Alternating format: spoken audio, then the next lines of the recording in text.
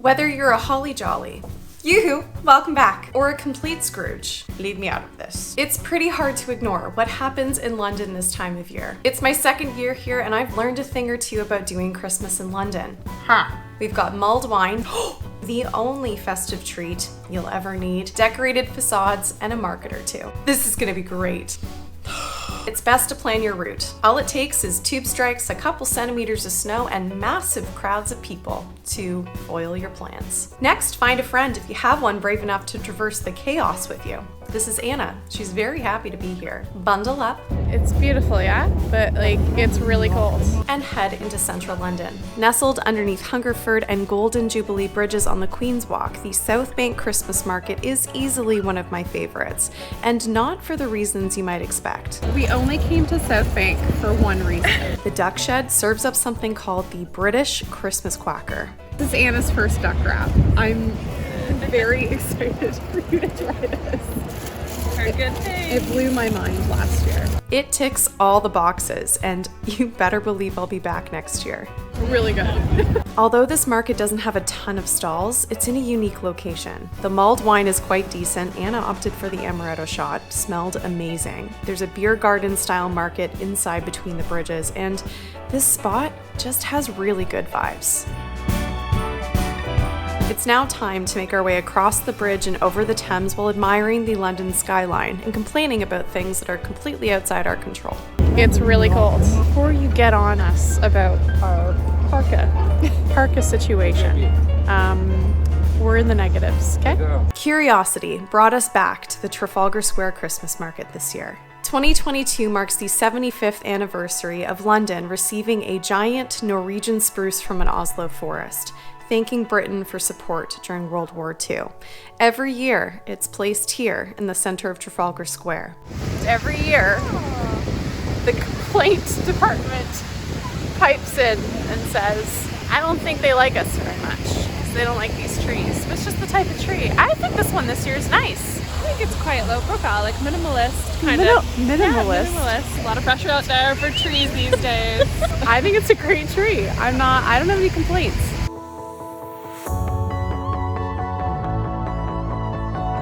Now, if you're looking for something a bit more over the top, you could find yourself on a party bus. You're having a great time. Or you can make your way over to Covent Garden. In our case, this is on a completely different day because we really made the most of this next festive location.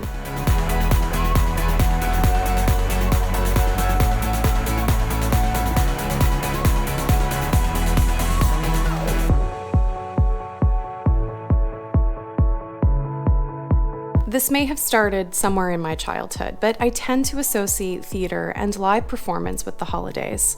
We spent nearly an entire afternoon here at the Palace Theatre, and in between the two parts of this mesmerizing show, we grabbed dinner at the Seven Dials Market, which takes a unique approach to festive decor.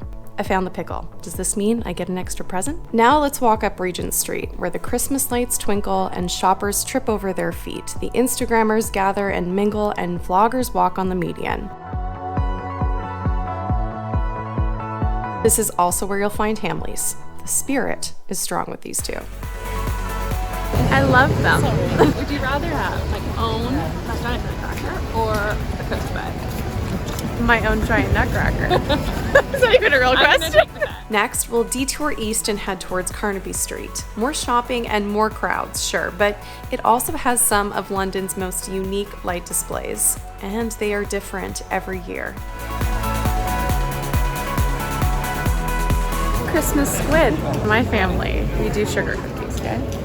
And one year we grabbed the fish cut for the sugar cookies, and we made Christmas fish. And we've done it every year since. That's what this reminds me of. It's like Christmas squid. I love it. Why not? Like, why not? Hang on to your Santa hats, folks. Things are about to get a bit hectic. This is Oxford Circus. This is not Oxford Circus. Insider tip. To get from one place to another in London, you don't have to stay on the main unbelievably busy roads. You can go rogue and take a side street. But if you must, and we must, I really would recommend visiting Selfridges for the sole purpose of riding the escalator all the way up to the Christmas shop, and then riding it all the way back down again and promptly exiting the building. It's so Christmassy, it's almost worth it. A Christmas tour of London isn't complete without a visit to New and Old Bond Streets. I don't imagine I'll ever be going into any of these shops, but I'm perfectly happy standing out here admiring them.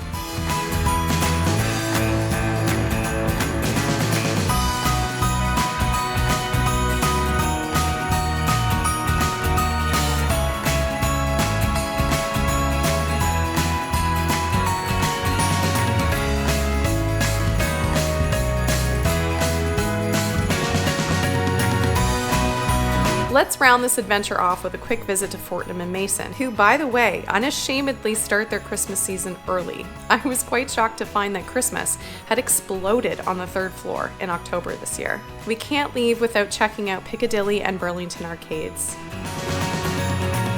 I was there for 2 seconds and I'm like, I turn around like, where's Anna? And like all of a sudden there's an entire tour behind me. London.